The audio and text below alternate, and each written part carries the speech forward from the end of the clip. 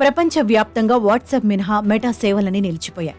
Instagram, Facebook, Twitter సేవలు ప్రభావితమయ్యాయి. మంగళవారం భారత్తో పాటు పలు దేశాల్లో దాదాపు గంటన్నర వరకు వినియోగదారులు మెటా సర్వీస్ నిలిచిపోవడంతో ఇబ్బందులకు గురయ్యారు. సోషల్ మీడియా అకౌంట్లు పనిచేయకపోవడంతో ఏం జరుగుతుందో తెలియక ఆందోళన చెందారు. ప్రస్తుతం సేవలు పునరుద్ధరించిన సర్వీసులు నిలిచిపోవడానికి మెటా కంపెనీ ఇప్పటి వరకు ఖచ్చితమైన కారణాలను మాత్రం వెల్లడించలేదు. సర్వీసులు నిలిచిపోయిన సమయంలో యూజర్స్ టైమ్ లైన్ రిఫ్రెష్ కాకపోవడంతో పాటు చాలా అకౌంట్లు ఆటోమేటిక్గా లాగౌట్ అయ్యాయి. సేవలు స్తంభించిపోవడానికి సైబర్ అటాక్ కారణంగా భావిస్తున్నారు.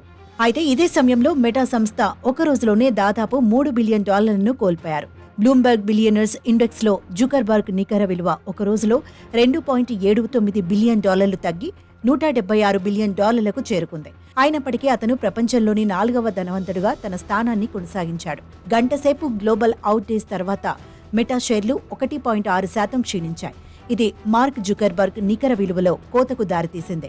మెటా షేర్లు వాల్ స్ట్రీట్లో ఓవర్ నైట్ ట్రేడింగ్ సెషన్ను ఒక్కొక్కటి $490.22 వద్ద ముగించాయి. భారత్లో కేవలం Facebook, Instagram, Facebook messengers, threads సేవలు నిలిచిపోయినప్పటికీ అమెరికాలో ఇతర కంపెనీలకు చెందిన సేవలను సైతం స్తంభించాయి.